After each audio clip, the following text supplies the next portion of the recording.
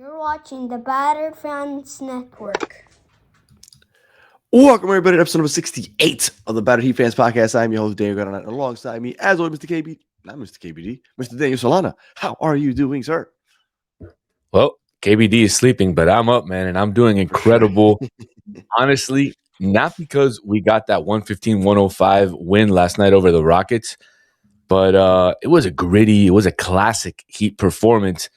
But I'm ecstatic because I finally got to go to a game and watch it live with my son, and they finally won. Oh, I thought you were gonna say that they didn't have like a section full of Houston Rocket fans. There wasn't. Thank God. My section was all Heat fans. It was fantastic, and man, I was ecstatic yesterday. I was happy about the game, and I continue to be happy this morning. Yeah, Rocket fans don't travel very well, so you don't have to worry about the Houston Rockets. But There it was a fun few. game. There was a Yeah, few, especially some with some Kevin Durant, KD, Oklahoma City. yeah, of I course. thought it was weird. Yeah, no, of course, because KD's one of those personalities, those players that have fans everywhere. So it was fun. But talking about KD, I guess the moment that everybody's talking about after the game was the whole trash talk between him and Tyler Herro. Tyler Herro called him a bitch. Apparently, well, from what people are saying, he called him burner boy, which I think is hilarious if it's true. And Kevin Durant is one of those players that it seems like it's like probably easy to get under his skin. He also likes to trash talk also just because he likes to get fired up. So it's just fun, man. And I love Tyler Herro's kind of just bringing a little bit of attitude. So it was fun to watch. It was early in the game, so he got everybody riled up. It was. I mean, look, the first 4 minutes, I wasn't feeling that great. We came out, we were flat. 14-4. Falling. Yeah, 14-4.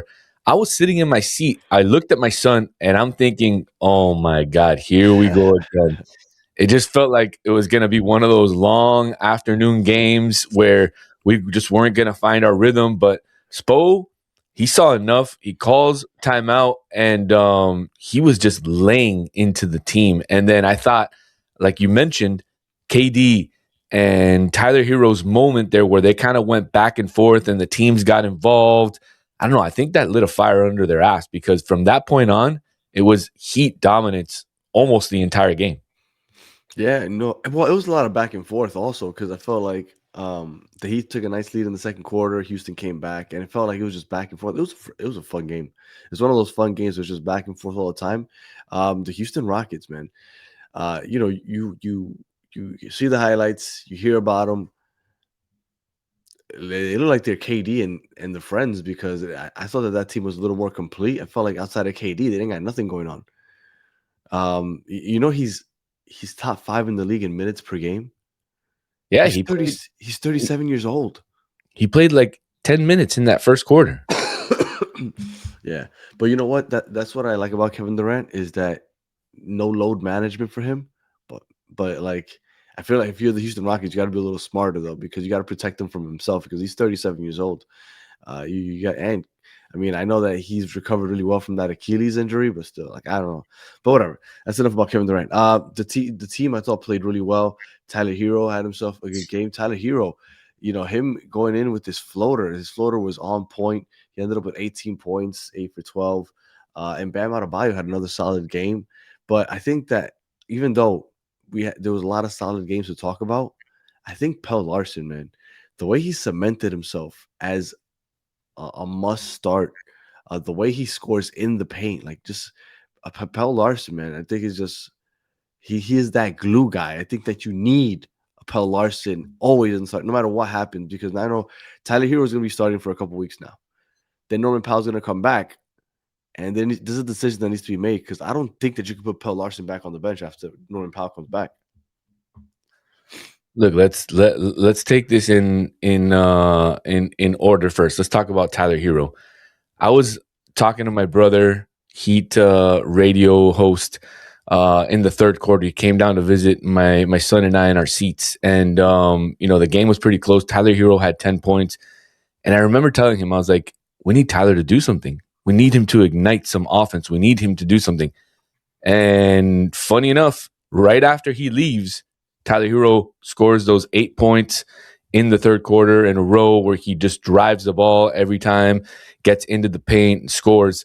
And that was the difference in the third quarter and keeping the Heat in the game. And then, look, man, like you said, Pelle Larsson, he's been probably my favorite player all season.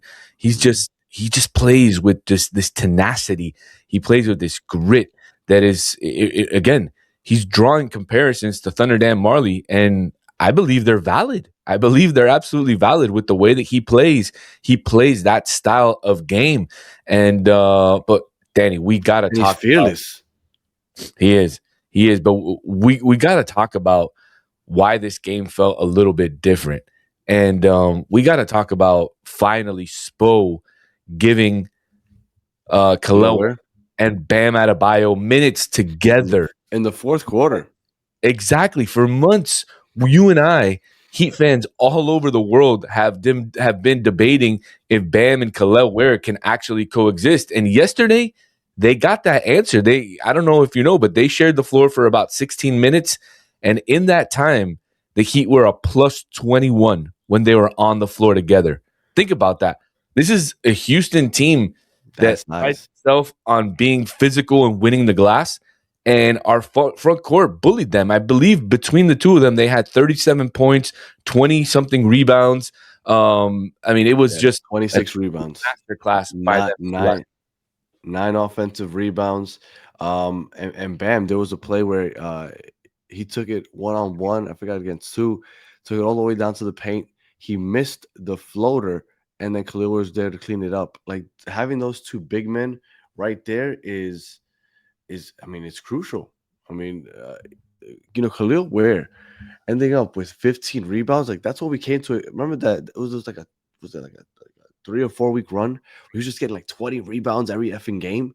Like, it was just amazing. It was like, okay, maybe I do understand why we didn't get Kevin Durant in that trade. Why we kind of just felt like we had to save Khalil Ware. Khalil Ware and Bam, if they could figure this out, if Spo can figure out how to make it work, that is one hell of a duo.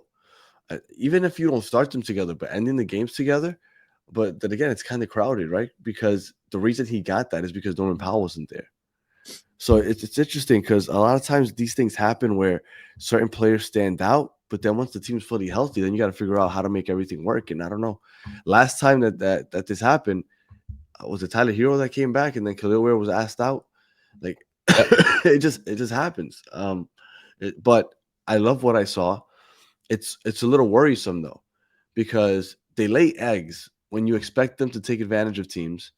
And then when we were going into this game, I wasn't confident. I chopped it up as another loss and that they would end up beating Brooklyn 2 times in a row to stay over 500. But no, they go ahead. They beat a good Rockets team, which has been floundering as of late. But then you have Brooklyn back-to-back, and I'm scared to say, like, okay, great, because this is the chance. And the way the Heat have been this year, I don't think they'll lose both, but they might lose one, and they shouldn't lose any of those because Brooklyn is straight out just tanking on purpose. But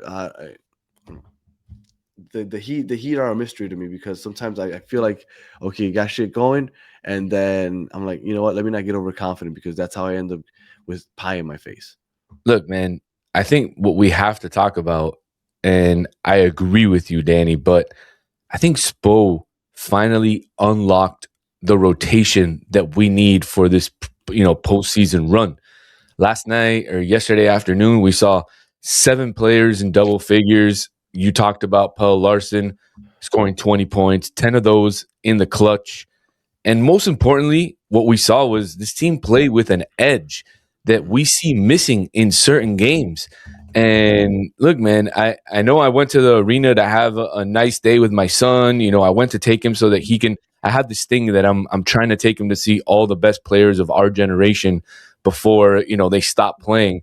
And that's why I went to go to take him to see Kevin Durant. But what I left feeling was we might actually avoid the play-in if we play with this type of identity, physical, balanced, utilizing our size. That means you, Spo. That means you putting in Khalil Ware and Bam Adebayo at the same time. I think we are a problem for anybody in the East.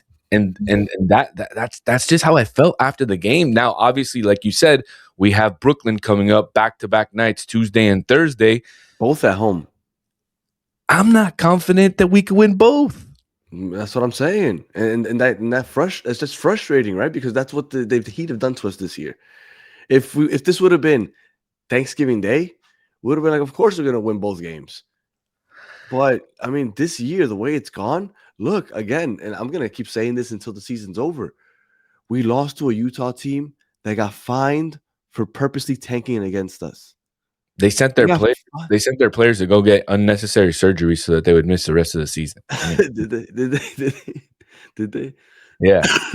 I wasn't aware of that. Nurkic is having nose surgery. I wasn't aware of that.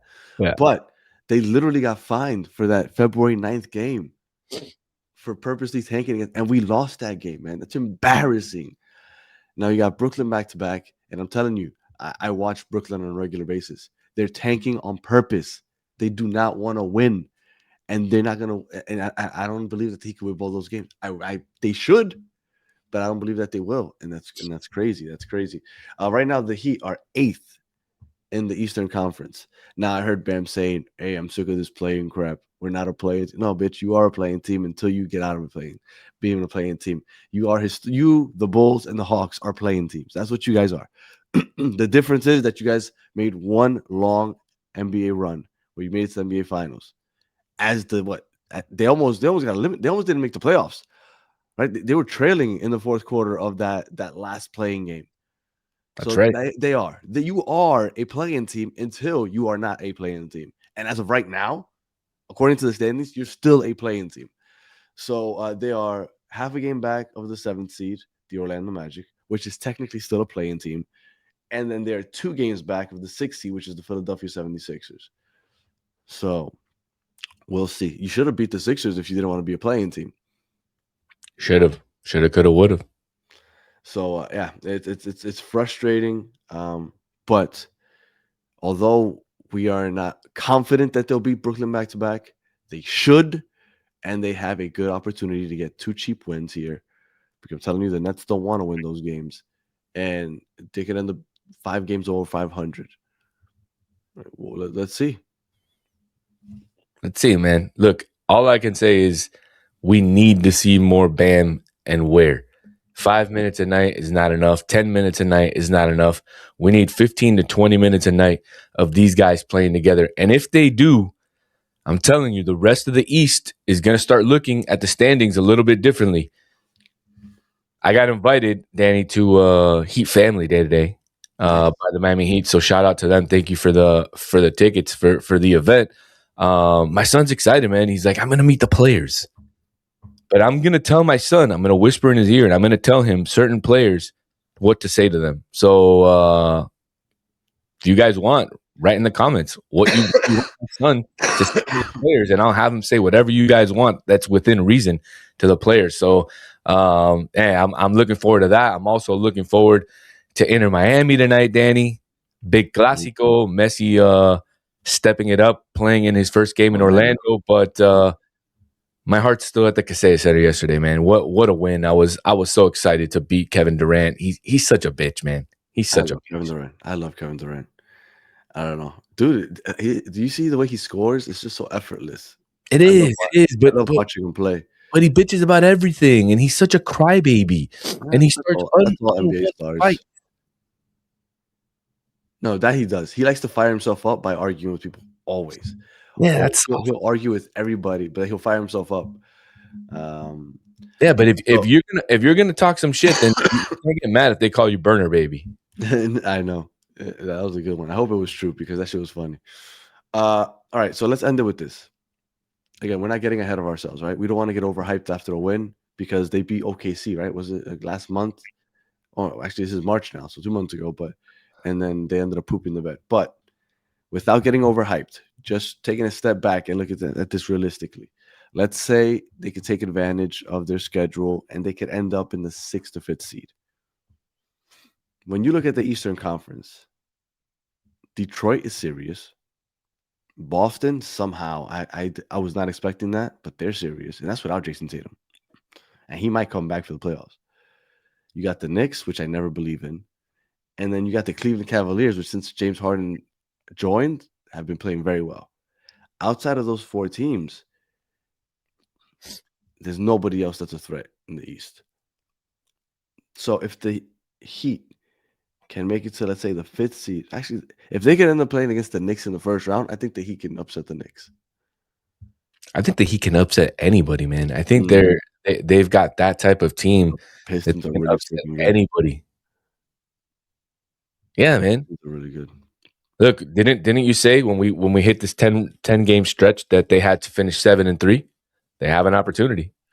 I said 8-2 or 7-2. Oh, look, that is true. But man, look at the fucking losses.